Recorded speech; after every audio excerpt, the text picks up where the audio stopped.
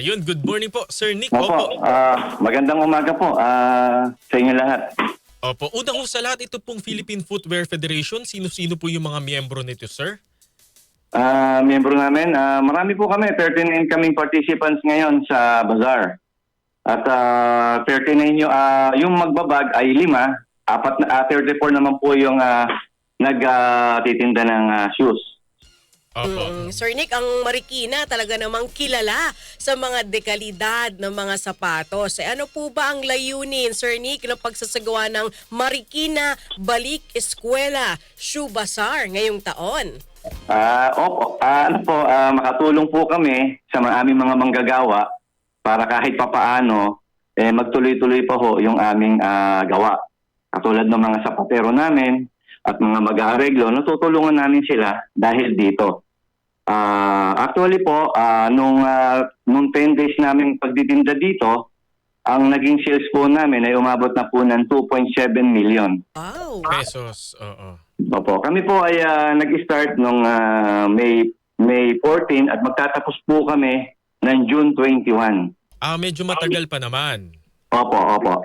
Mhm. Saan po itong Marikina Balik Eskwela Bazaar po? Shoe Bazaar? Doon po sa Freedom Park po, sa tapat po ng City Hall ng Marikina. Sa may legislative building, sa tapat po noon.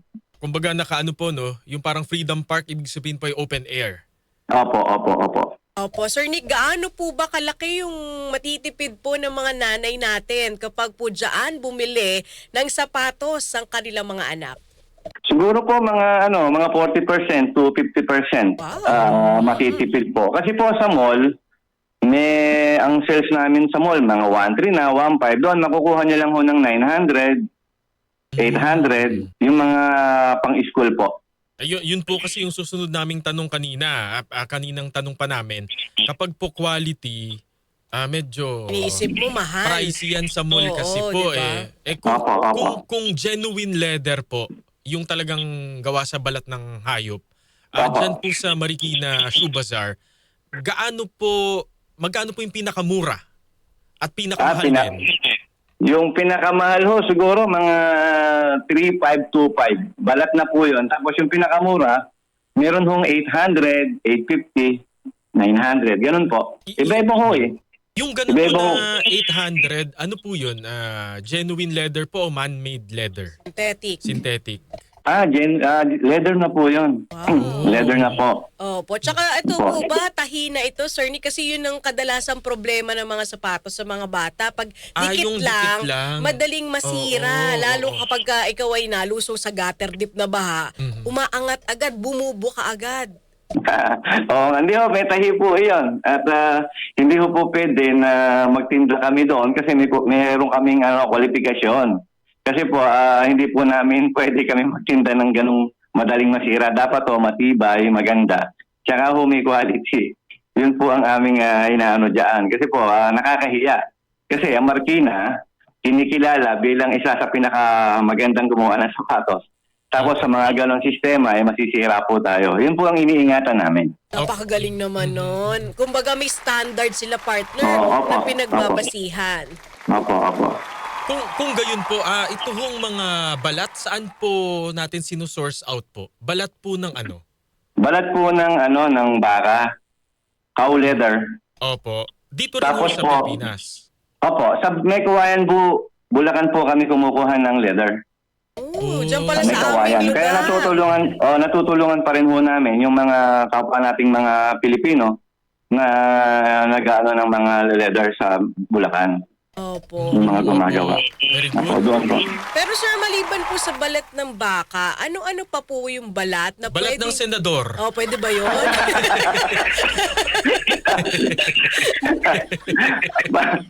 Tawa si sir. Meron na. Balat po ng baboy, meron po. Yun po yung ginagamit na lining doon sa Lining. sapatos. Opo, doon po. Kasi alam namin, pag balat ng baboy, chicharon. Hindi, oo nga. Baka mamaya. Pwede na po. Pwede naman po. Pwede naman. Pwede palang balat ng baboy. Opo. Ano po tawag doon Tsaka balat ng kalabaw, meron din po. Oh. Kaya lang matigas. Oo. Matigas yung balat ng kalabaw. Kaya yung mga pang safety shoes po yun ginagamit. Oh, ang galing. Ngayon ko lang po Opo. nalaman yun. Classifications Oo, may pala ganun yan. pa Opo, siya. Opo. Opo. Sir Nick, ilan po mga local shoe manufacturers at saka mga tindahan yung kalahok po sa nasabing bazaar? 39 po kami lahat. 5 po yung yung magbabag at 34 po yung magsasapatos. Pati bag. Opo. Mayroon home bag. Yung mga bag, anong uri ng bag po at magkano po yung pinakamura sa pinakamahal? Yung bag po, pang school shoes, pang school rin ho yun, bag. Meron hong mabibili doon. Tsaka may mga leather din. Siguro, nakita ko sa kanila kasi nga dito rin ginagawa yon sa Marikina, yung mga bag na yun. Ang price niya, meron hong ganoon din, may 2,000, may 1,800, meron din hong pinakamura. Siguro yung canvas, siguro mga 600 to 500. Opo, tela. Yung tela. Oo. Meron din hong wallet tsaka sintron na tinitinda. Kompleto Gawa na din pala. ho sa gawa din ho sa ano 'yon, sa Marikina. Opo. Ano po yung pinakapatok o pinakamabentang klase, Sir Nick, ano? Mag-umpisa tayo doon sa sapatos, tapos sa bag. Anong klase? Anong klase ba? Yung mga talagang pinipili ng ating mga chikiting para gamitin po nila sa pagpasok sa eskwela. Una po, yung yung mga madaling susuot, yung kagaya nung sa pambata na hindi na sila nagsisintas. Yung may extra po, yun po yung mga gusto nila. Para, kunyari, malilate na sila, hindi sila gaano malilate kasi maganda yung pinapasok lang mo yung sapatos sa paa. Opo. At Pinapasok yung paa sa sapatos. Yung po, madali. Sorry nabaliktad na nabaliktad. Oo, nabaliktad na. Pasensya na. Okay lang po. Oo.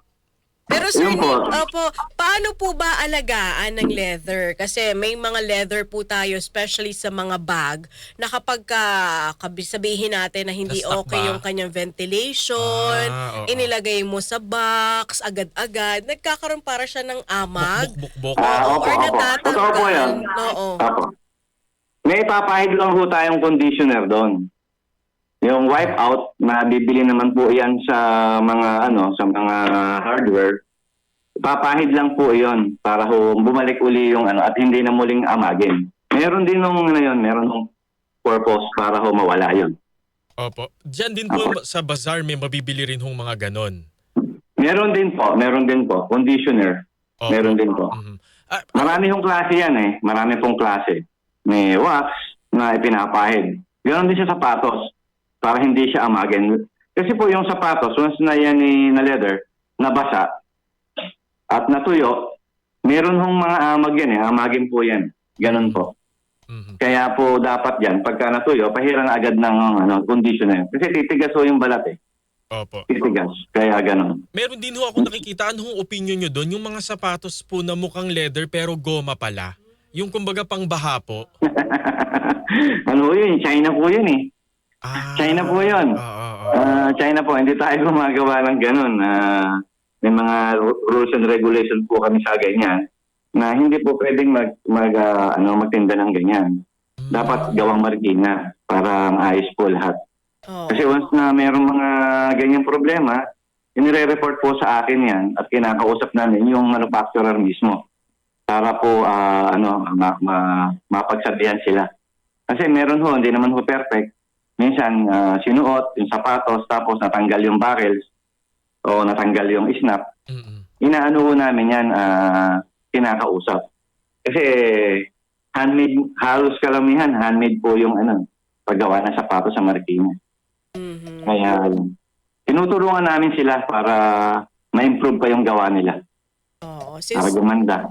Since nabanggit mo yan, Sir Nick, ano po ba ang kaibahan kapag sinabi nating Marikina made yung aking sapatos? Standard talaga, matibay, maganda. Tsaka pwedeng ipagmalaki natin. Actually po, kami po gumawa ng sapatos ng Miss Universe nung nakaraan. Nitong nakaraan lang po. Nyo po, yung Miss Universe Philippines, kami po gumawa. Nagtulong-tulong kami para maiangat pa namin yung antas ng pagpapagawa ng sapatos sa Marikina. Para makilala ulit tayo na magaling tayong mga Pilipino sa larangan ng paggawa ng sapatos. Galing kumbaga naman. para world class po, no, Sir Nick? Opo. Mayroon na rin ho nakipag-usap sa amin na gusto na rin magpagawa.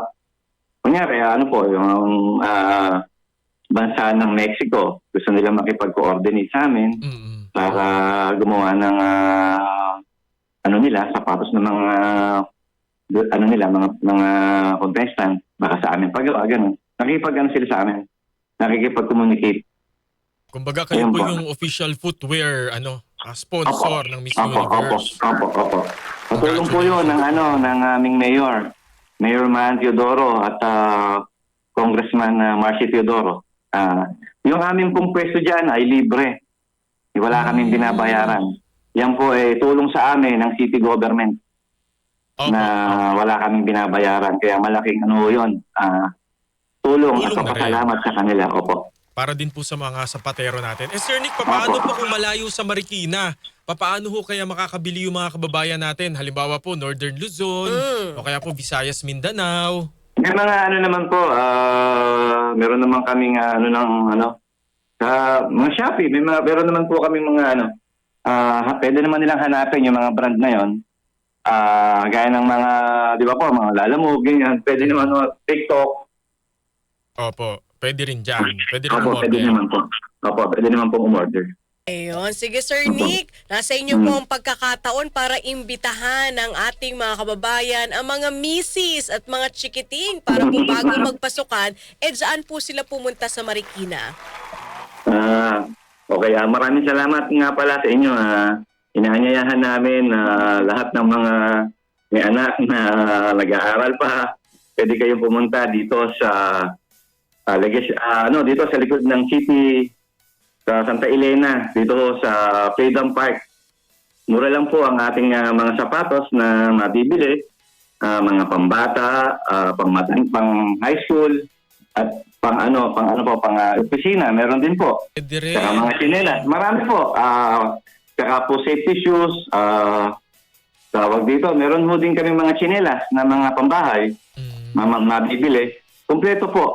Kaya inaanyayahan namin kayo na bumpunta at tangkilikin yung gawang Marikina, gawang kinikilala. Yun lang po at magandang umaga at marami pong salamat. Maraming salamat Maraming po. salamat, Sir Nick. Opo, salamat po. God bless po. Salamat po. Nakausap po natin si Ginoong Nick De La Paz. Siya po ang